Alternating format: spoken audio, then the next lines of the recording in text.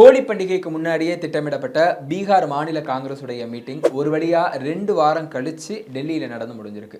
பீகார் மாநில காங்கிரஸ் தலைவர் ராஜேஷ் ராம், பீகார் மாநில காங்கிரஸ் பொறுப்பாளர் கிருஷ்ணா அல்லவார் உள்ளிட்ட முக்கிய தலைவர்கள் கலந்துகிட்ட இந்த மீட்டிங்ல கன்ஹையா குமார் கலந்துக்கல அப்படிங்கிறது ட்விஸ்ட். இந்த மீட்டிங்ல காங்கிரஸ் தேசிய தலைமை பீகார் மாநில காங்கிரஸுக்கு சில முக்கியமான டாஸ்க்கை கொடுத்திருக்கு. அதே நேரத்தில் பீகார் மாநில காங்கிரஸ் தேசிய தலைமைக்கு 3 முக்கியமான டிமாண்ட்ஸை முன் வச்சிருக்காங்க.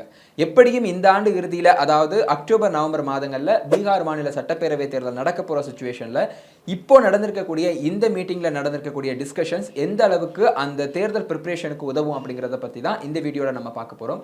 வணக்கம் and welcome to the south. நான் ராஃபிக்.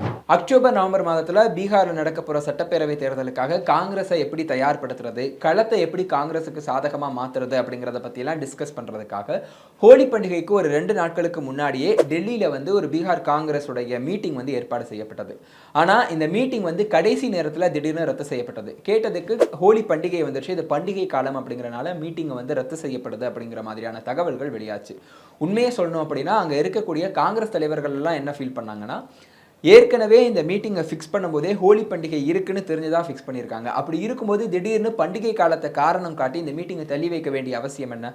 அப்போனா இதுக்கு பின்னாடி முக்கியமான வேற ஒரு காரணம் இருக்குது அப்படிங்கிற தகவல்கள் உலா வந்துச்சு. அது என்ன தகவல் அப்படின்னா, அந்த ஹோலி பண்டிகை சமயத்திலேயே காங்கிரஸ் உடைய தேசிய தலைமை பீகார் மாநிலத்தில் கன்ஹையா குமாரை முன்னிறுத்த போகிறாங்க அப்படிங்கிற தகவல்கள் வெளியாக தொடங்கிருச்சு. கன்ஹையா குமார் பீகார் மாநிலத்தில் ஒரு யாத்திரையை முன்னெடுக்க போகிறார் அப்படிங்கிற தகவல்களும் வெளியாகி தொடங்கிருச்சு.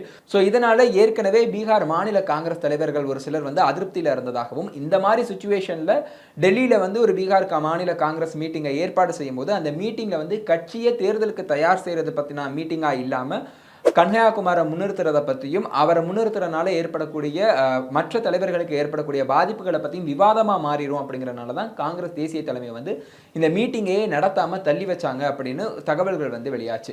இந்த மீட்டிங் தள்ளி வைக்கப்பட்ட உடனேயே கன்ஹையா குமார் பாலயான் ரோக்கோ நௌக்ரி தோ அப்படிங்கிற பேரில் வேலை வாய்ப்புகளை மையப்படுத்தி இளைஞர்களை குறி வச்சு ஒரு யாத்திரையை தொடங்கிட்டாரு. இன்னொரு பக்கம் பார்த்தோம் அப்படின்னா, காங்கிரஸ் உடைய மாநில தலைவராக இருந்த அகிலேஷ் பிரசாத் சிங் மாற்றப்பட்டு அவருக்கு பதிலாக ராஜேஷ் ராம் அப்படிங்கிற புதிய பட்டியலின தலைவரை காங்கிரஸ் மாநில தலைவராக நியமித்தது. ஸோ இந்த மாற்றங்களுக்கெல்லாம் பின்னாடி ஒரு வழியாக 2 வாரம் கழிச்சு பீகார் மாநில காங்கிரஸ் உடைய மீட்டிங்கை டெல்லியில் காங்கிரஸ் தேசிய தலைமை நடத்திருக்கு. ஸோ மல்லிகார்ஜுன கார்கே, தேசிய தலைவர் மல்லிகார்ஜுன கார்கே, எதிர்க்கட்சி தலைவர் ராகுல் காந்தி, பொதுச் செயலாளர் KC வேணுகோபால் முன்னிலையில் நடந்த இந்த மீட்டிங்கில் காங்கிரஸ் உடைய பீகார் மாநில தலைவர் ராஜேஷ் ராம், பீகார் மாநில பொறுப்பாளர் கிருஷ்ணா அல்லவாறு கலந்துட்டு இருக்காங்க. ஆனால் கன்ஹையா குமார் இந்த மீட்டிங்கில் கலந்துக்கல. அதுக்கு முக்கியமான காரணம் என்னன்னு பார்த்தோம் அப்படின்னா, ஏற்கனவே அந்த ஹோலி பண்டிகை சமயத்தில் நடக்க இருந்த மீட்டிங் கன்ஹையா குமாருடைய வருகையினால தான் தள்ளி போச்சு, அவரை பற்றின விவாதங்கள் எழும் அப்படிங்கிறனால தான் தள்ளி வைக்கப்பட்டது அப்படிங்கிறது கன்ஹையா குமாருக்கே தெரிஞ்சிருந்ததாகவும், இந்த மாதிரி ஒரு சுச்சுவேஷனில் திரும்பவும் அந்த மீட்டிங்கில் போய் கலந்துக்கிட்டா அந்த மீட்டிங் எலெக்ஷனுக்கு ப்ரிப்பேர் பண்ணுறதுக்கு, எலெக்ஷனுக்கு காங்கிரஸை ப்ரிப்பேர் பண்ணுறதுக்கு பதிலாக கன்ஹையா குமாருடைய யாத்திரையை பற்றியும் கன்ஹையா குமாரை முன்னிலைப்படுத்துகிற அந்த காங்கிரஸுடைய வியூகம் பற்றியும் டாபிக்ஸ் மாறுவதற்கான சான்சஸ் இருக்குது. அது மட்டும் இல்லாமல் ஏற்கனவே பீகார் மாநிலத்தில் கன்ஹையா குமார் நடத்தக்கூடிய அந்த மீட்டிங்கில் காங்கிரஸுடைய முக்கிய தலைவர்கள் யாரும் கலந்துக்கிறது இல்லை அப்படிங்கிற ஒரு தகவலும் வந்திருக்கு. ஸோ இதை பற்றியெல்லாம் தான் அந்த டிஸ்கஷன் போகும்னு கன்ஹையா குமாரே புரிஞ்சுக்கிட்டனால தான் அவர் அந்த மீட்டிங்கில் கலந்துக்காம புறக்கணிச்சிட்டார் அப்படின்னு சொல்லப்படுது. கன்ஹையா குமார் கலந்துக்கல அப்படின்னாலும் மீட்டிங்கில் மற்ற விஷயங்கள் எல்லாமே ரொம்ப சுமூகமாகவே நடந்திருக்கு. இந்த மீட்டிங்கில் பேசின ராகுல் காந்தி முக்கியமான ஒரு டாஸ்க்கை பீகார் மாநில காங்கிரஸுக்கு கொடுத்திருக்காரு. அது என்ன அப்படின்னா, பீகார் மாநிலத்தில் காங்கிரஸுக்குன்னு ஒரு ஸ்பேஸை உருவாக்கணும், ஒரு இடத்த உருவாக்கணும். ஏன்னா ஏற்கனவே ஆர்ஜேடிக்கு சில சாதிகள் ஓட்டு போடுறது கிடையாது. அந்த சாதிகளை நம்ம குறி வச்சோம் அப்படின்னா அந்த ஓட்டுக்களை நம்ம வாங்கிட முடியும் அப்படின்னு ராகுல் காந்தி அட்வைஸ் பண்ணியிருக்காரு. எதை வச்சு ராகுல் காந்தி இதை சொல்றாருன்னு பார்த்தோம் அப்படின்னா, காங்கிரஸுடைய கூட்டணி கட்சியாக இருக்கக்கூடிய ராஷ்டிரிய ஜனதா தளுடைய கோர் ஓட் பேங்க் யாருன்னு பார்த்தோம் அப்படின்னா யாதவர்களும் முஸ்லீம்களும் தான். ஸோ இவங்க இல்லாமல் நான் யாதவர்கள் மற்றும் தலித்துகள் மட்டுமே அங்கே 50 விழுக்காடு வரைக்கும் இருக்காங்க. ஸோ அந்த சமூக மக்களை குறி வச்சோம் அப்படின்னா பாஜக மற்றும் நிதிஷ்குமாருடைய ஐக்கிய ஜனதாதள எளிதாக ஜெயிச்சிடலாம் அப்படிங்கிறது ராகுல் காந்தியோட கணக்காக இருக்கு. ஸோ ராகுல் காந்தி அதை முன் வச்சு தான் மற்ற சாதிகளை, அதாவது ஆர்ஜேடியுடைய கோர் ஓட் பேங்க் இல்லாத மற்ற சாதிகளை குறி வைக்கணும் அப்படின்னு தன்னுடைய கட்சிக்காரங்களுக்கு அட்வைஸ் பண்ணியிருக்காரு. காங்கிரஸ் இதை மனசுல வச்சு தான் ஏற்கனவே பட்டியலின தலைவராக இருக்கக்கூடிய ராஜேஷ் ராம மாநில தலைவராக நியமித்ததாகவும் சொல்லப்படுது. கூட்டத்தில் பேசின காங்கிரஸ் உடைய தேசிய தலைவர் மல்லிகார்ஜுன கார்கேவும் பீகார் மாநில காங்கிரஸுக்கு ஒரு முக்கியமான முக்கியமான அட்வைஸை கொடுத்திருக்காரு. அவர் பேசும்போது இந்தியா கூட்டணியுடைய முக்கியத்துவம் குறித்து பேசியிருக்காரு. அது மட்டும் இல்லாம இந்த எலெக்ஷனை எப்படியாக இருந்தாலும் கூட்டணியாக தான் சந்திக்கணும் அப்படிங்கிறத பீகார் மாநில காங்கிரஸுக்கு வந்து அவர் கடத்தியிருக்காரு. ஸோ என்ன நடந்தாலும் காங்கிரஸ் வந்து ஆர்ஜேடியுடைய இந்த மகாகத்பந்தன் கூட்டணியை உடைக்கிறதுக்கு சான்ஸே இல்லை அப்படிங்கிறது அவருடைய பேச்சுக்கள் மூலமாக நமக்கு தெரிய வருது. இந்த சுச்சுவேஷனில் தான் பீகார் மாநிலத்துடைய காங்கிரஸ் தலைவராக புதிதாக தேர்ந்தெடுக்கப்பட்டிருக்கக்கூடிய ராஜேஷ் ராம் ஒரு முக்கியமான தகவலை சொல்றாரு.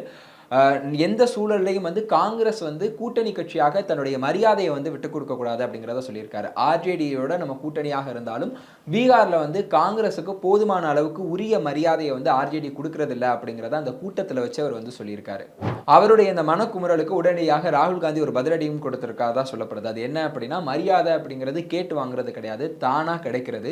ஸோ பீகார் மாநிலத்தில் காங்கிரஸ் தனக்கான ஒரு ஸ்பேஸை உருவாக்கிடுச்சு, கடினமாக உழைச்சி உருவாக்குச்சு அப்படின்னா கண்டிப்பா மற்ற கூட்டணி கட்சிகளும் நம்மளை மதிப்பாங்க அப்படிங்கிறத ராகுல் காந்தி வந்து பீகார் மாநில காங்கிரஸுக்கு கடத்தியிருக்கிறதா சொல்லப்படுது.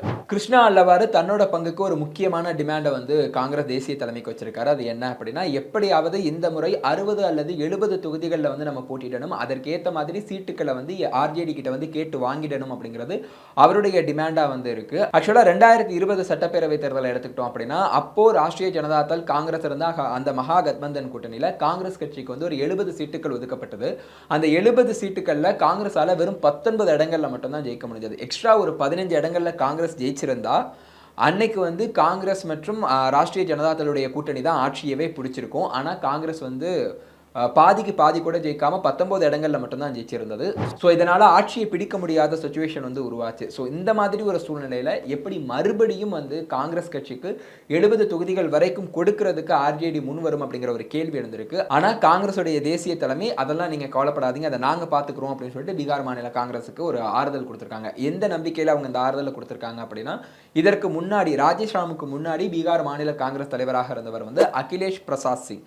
இவர் வந்து அங்க ஆர்ஜேடி உடைய தலைவராக இருக்கக்கூடிய லாலுவோட ரொம்ப நெருக்கமாக இருக்கக்கூடிய ஒரு தலைவர். ஸோ அவர் மூலமாக இந்த டிமாண்டை எப்படியாச்சும் ஃபுல்ஃபில் பண்ணிடணும் அப்படிங்கிறதுல காங்கிரஸ் ரொம்ப முனைப்பா இருக்கிறதா சொல்லப்படுது. பீகார் மாநில காங்கிரஸோட 3வது முக்கியமான டிமாண்ட் என்னன்னு பார்த்தோம்னா, எப்படியாவது 3 மாசங்களுக்கு முன்னாடியே வந்து வேட்பாளர்களை வந்து இறுதி செஞ்சிடணும் அப்படின்னு சொல்லிட்டு சொல்லியிருக்காங்க. அப்படி இறுதி செஞ்சால் மட்டும்தான் பீகார் மாநிலத்தில் களத்தை தயார் பண்ணி வேட்பாளர்கள் வந்து எலெக்ஷனுக்கு ப்ரிப்பேர் பண்ண முடியும் அப்படிங்கிறத வந்து தேசிய தலைமைக்கு பீகார் மாநில காங்கிரஸ் வந்து கடத்தியிருக்கு.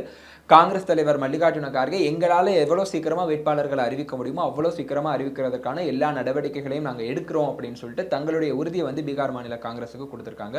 ஸோ இதெல்லாம் வச்சு பார்க்கும்போது இன்னும் 2 மாதங்களுக்குள்ளாகவே பீகார் மாநில சட்டப்பேரவை தேர்தலுக்காக கூட்டணி பேச்சுவார்த்தைகளும் அதை தொடர்ந்து வேட்பாளர்கள் அறிவிப்புகளும் வந்து தொடங்கிரும் அப்படிங்கிறத நம்ம எதிர்பார்க்கலாம். ஸோ காங்கிரஸ் நடத்தியிருக்கக்கூடிய இந்த மீட்டிங், அதில் முன்வைக்கப்பட்ட டிமாண்டுகள், காங்கிரஸ் கொடுத்த அட்வைஸுகள் எல்லாமே எப்படி பீகார் மாநில காங்கிரஸுக்கு வந்து உதவ போகுது அப்படிங்கிறத அக்டோபர் நவம்பர் மாதம் நடக்க போகிற அந்த சட்டப்பேரவை தேர்தல் முடிவுகள் மூலமாக நம்ம தெரிஞ்சுக்கலாம். நன்றி.